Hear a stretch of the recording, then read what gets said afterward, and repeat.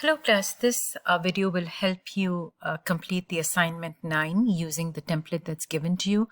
When you go into Canvas and look at the specification for programming assignment 9, you will see a whole ton of resources.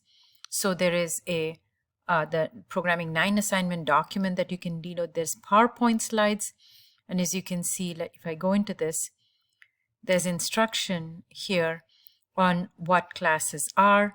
There are examples on that you can click and examine to see how the various parts of the object work. For example, about constructor, about the getter setter methods, and how to create a class template using header files and implementation files, and then how to use these templates by creating objects of that type in your driver file. So a lot of this information is given to you in the resources that I have provided for you. Now there's also a teaching example file which goes into detail about how to construct a point object all the way from the UML diagram, which is the UML diagram is a specification diagram like this, which is Unified Modeling Language. And here, this is the name of the class. So we are going to create point objects. And then these are the fields inside the object, and these are the behaviors of the object. So if you go through these examples, it will be super helpful to you because this literally mirrors what you need to do in your assignment. Now, there is also a video that you can watch about a general introduction to classes and objects using some of the examples that were there in the PowerPoint slides, the example of a dog object. So because object-oriented paradigm is a higher level paradigm from what we've been doing so far, it is object-oriented programming, which has to do with creation of templates, which are user-defined types. Now, this is not very different from the structs that we have been doing. And that's why when we did structs, there was a little bit of foreshadowing about how constructors were going to be useful when we did classes and objects. So a struct is a precursor to a class. And a class similar to a struct, it allows the user to create a user-defined type, and then they can use that type to create objects. The one big difference between a struct and a class is that in a class, the constructed type, which is called an object, also has behaviors. And there is issues of, there is features of encapsulation and abstraction that are one level above the ones that are provided in the very rudimentary structs that you have used in your programming so far. Now, this assignment has, even though it uses movie data information, which is similar to what you did in programming assignment 5 and 6, is not part of the airport application. This is a standalone. It's a standalone. So I'm just going to write this out and say, this is a standalone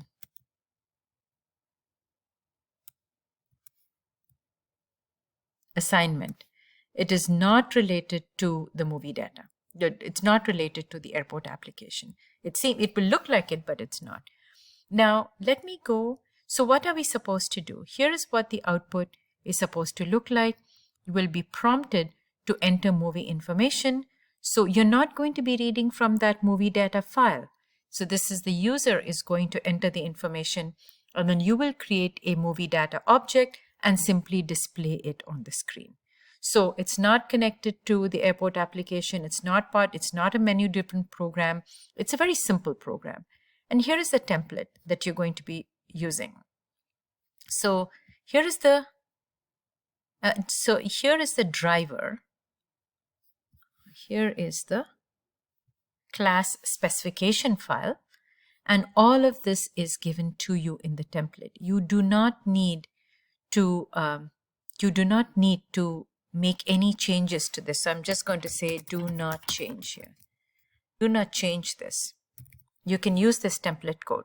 So here, as you can see, the fields which correspond in a UML diagram, you're asked to create fields in the object. So title, year of release, director, genre, and actors. And as you can see, all of those title, year of release, director, genre, and actors, all of these have been declared here inside this class. So as you can see, now this is going to be called a class called movie class, not a struct, but a movie class. And it's got all of these fields that are given in your UML diagram. Then this one, the next one, is the constructor. So if you go to your UML diagram here,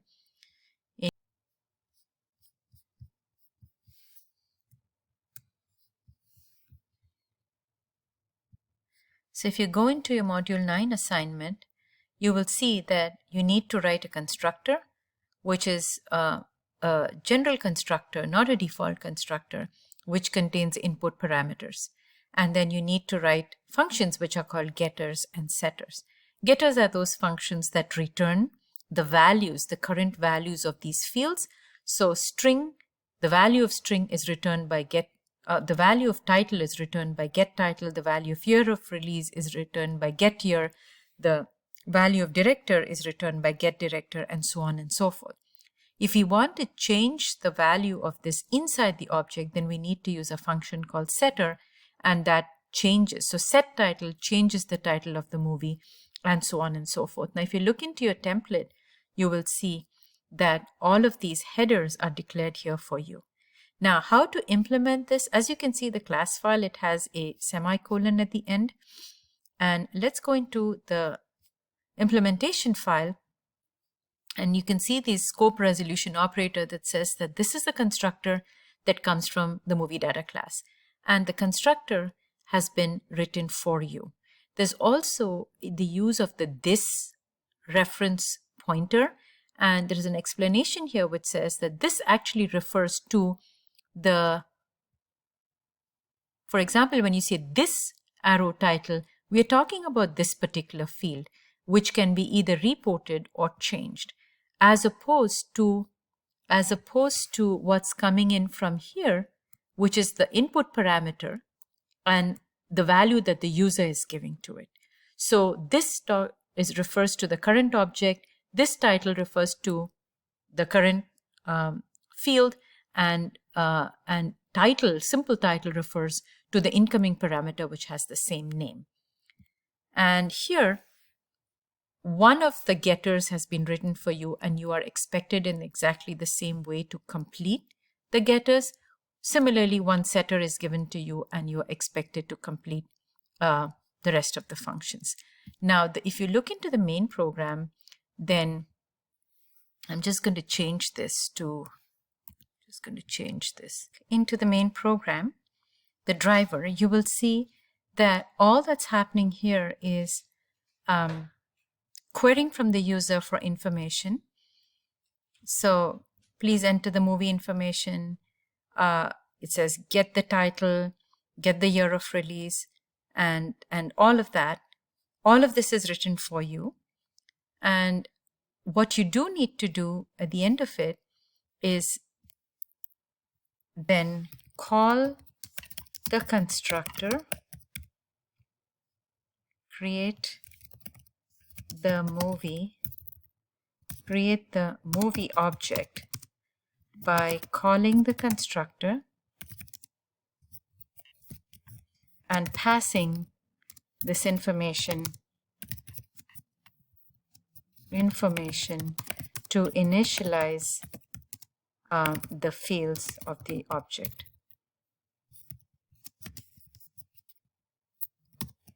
And so whatever you have fed into these variables from the console is going to get put into the object, and that's going to get displayed.